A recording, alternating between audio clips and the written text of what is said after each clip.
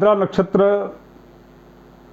27 नक्षत्रों में से एक ये ऐसा नक्षत्र है जिस नक्षत्र में ये तय होता है कि इस बार वर्षा कितनी होगी, और वर्षा पर आधारित किसान होता है और किसान पर आधारित सरकार होती है। सरकार इसलिए होती है क्योंकि किसानों की आर्थिक व्यवस्था की जो स्थिति रहती है वह वर्षा पर आधारित होता है। तो कुल मिलाकर के आर्द्रा जो नक्षत्र है उस नक्षत्र की बहुत अहमियत है। प्रायः आर्द्रा नक्षत्र और आषाढ़ माह दोनों का समन्वय रहता है। इस बार 15 जून से आषाढ़ महीना प्रारंभ हुआ जो कि 13 जुलाई तक रहेगा, और 13 जुलाई के पश्चात से श्रावण का माह जो है प्रारंभ होगा। चूँकि 22 जून 2022 को जो है आर्द्रा नक्षत्र प्रारंभ हो रहा है। आपके मन में प्रश्न उठा होगा कि यह आर्द्रा नक्षत्र कितने बजे 22 जून को प्रारंभ होगा, किस टाइम यह आरंभ हो रहा है। क्योंकि आर्द्रा नक्षत्र का जो महत्व है वह उत्तर भारतीय लोगों में विशेष रूप से है। हालांकि पूरे देश के लोग जो है कि किसान आर्द्रा नक्षत्र की प्रतीक्षा करते हैं, किंतु विशेष रूप से उत्तर भारतीय जो लोग हैं वह चूँकि इस नक्षत्र में, आर्द्रा नक्षत्र में, वह खीर और आम खाने की उनकी परंपरा है। तो आर्द्रा नक्षत्र में की जो है उत्तर भारतीय, और इसके अलावा आर्द्रा नक्षत्र में ही आषाढ़ के महीने में और आर्द्रा नक्षत्र के ही कालखंड में ही कामाख्या जो भगवती हैं, महामाया जो कामाख्या, उनके जो है अम्बुवाची पर्व का आयोजन भी वहाँ पर होता है। यानी कि यह जो पृथ्वी है वह आषाढ़ महीना अर्थात जो है आर्द्रा नक्षत्र में रजस्वला हो जाती है। तो इस प्रकार की स्थितियां निश्चित रूप से, अब आपके मन में यह प्रश्न उठ रहा होगा कि इस बार इस संवत में वर्षा की क्या स्थिति है, अर्थात जो है इस आर्द्रा नक्षत्र के आधार पर वर्षा की क्या स्थिति है। किसानों को भी विशेष रूप से रहता है। मैं आपको बता दिया कि 22 जून 2022 जो है आषाढ़ कृष्ण पक्ष की नवमी तिथि और दिन बुधवार को रात्रि 8:08 से आर्द्रा नक्षत्र प्रारंभ हो रहा है। अर्थात जिन लोगों के मन में यह प्रश्न होगा कि आर्द्रा नक्षत्र कब से प्रारंभ हो रहा है, तो मैं आप सबको जो है तिथि यानी कि आषाढ़ महीने के कृष्ण पक्ष की नवमी तिथि दिन बुधवार को रात्रि 8:08 से प्रारंभ हो रहा है।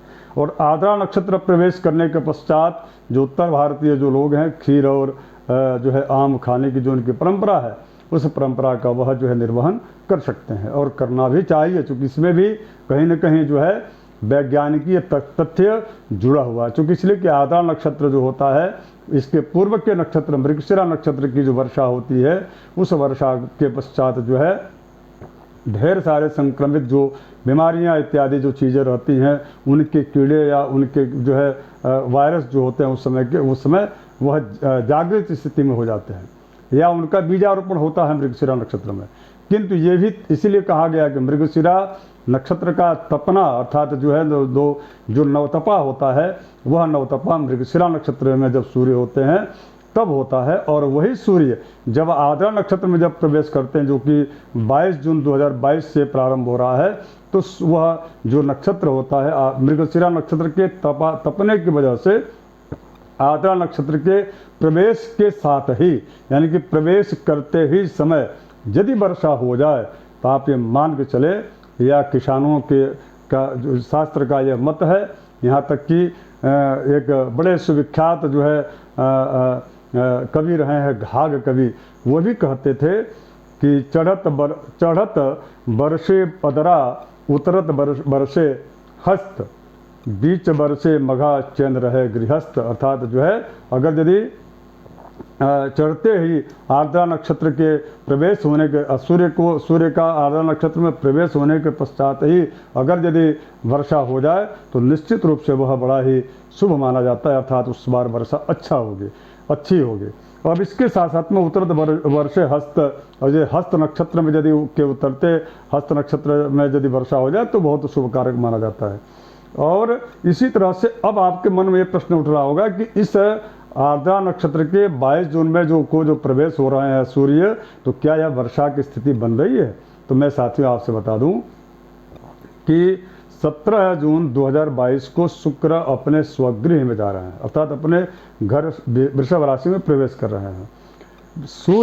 गुरु जो है वह पहले से ही अपने स्वराशि में है, पूर्व से ही, और इसके पश्चात सूर्य भी वर्तमान में चूंकि मिथुन राशि में है, और शुक्र जो है वह स्वराशि में, तो इस और जो स्वराशि में शनि भी है। इस बार मेघेश अर्थात जो है मेघ के जो स्वामी हैं वो बुध हैं, और शुक्र और बुध दोनों की आपस में मित्रता है, और शुक्र के मित्र शनि भी हैं। ऐसी स्थिति में धनेश जो है धान्य यानी कि धन धान्य जो धान्य होगा, अर्थात जो अभी जो वर्षा ऋतु में जो फसल धान इत्यादि चीज़ होते हैं, उन सभी इस प्रकार के अन्न का उत्पादन इस बार अच्छा होने का योग है।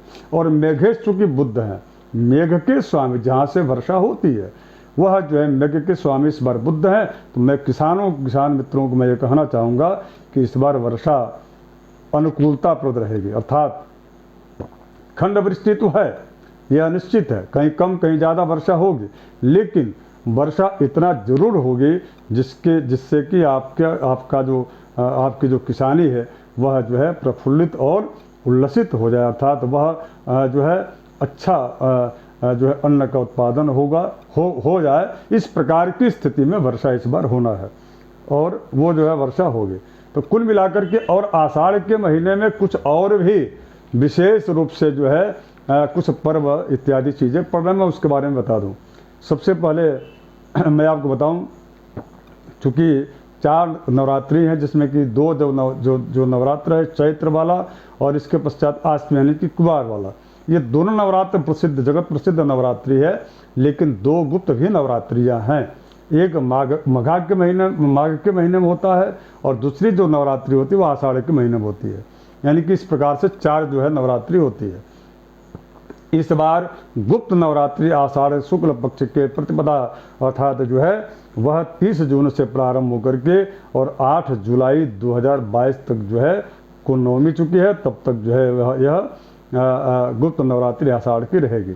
और कहा गया है श्रीमद् देवी भागवत में कि चैत्रे स्विने तथा साढ़े माघे कार्यो महोत्सवः और नवरात्रे महाराज पूजा कार्य विशेषतः, अर्थात जो है आषाढ़ के महीने में यदि देवी भगवती की उपासना की जाए, निश्चित रूप से विशेष करके अगर यदि आप 10 महाविद्या के अंतर्गत आने वाली उन समस्त सिद्ध देवियों की यदि आप का उपासना या साधना करते हैं तो बड़ा ही सिद्धिप्रद होता है, बहुत ही लाभप्रद होता है।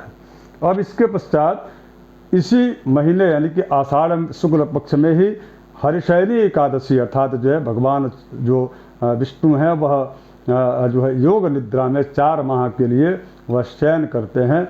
इस प्रकार की स्थिति बन रही है। और शयन के पश्चात जो है शुभ कर्म जितने भी रहते हैं, विशेष करके गृह प्रवेश जो है गृहारंभ वैवाहिक इत्यादि जो मांगलिक जो कार्य हैं उन कार्यों पर जो है विराम लग जाता है। और इस बार हरिशयनी एकादशी आषाढ़ शुक्ल पक्ष की जो एकादशी जिसको पदमा एकादशी भी कहा जाता है वह जो है 10 जुलाई 2022 को है। और साथियों 13 जुलाई 2022 को इस बार गुरु पूर्णिमा भी पड़ रहा है, जिसको वेदव्यास पूर्णिमा भी कहा जाता है। तो गुरु पूर्णिमा को अपने अपने गुरुओं का अपने अपने जो है दीक्षा जो गुरु होते हैं, शिक्षा जो गुरु होते हैं, उनकी पूजा अर्चना करके उनका आशीर्वाद लेना चाहिए। इस प्रकार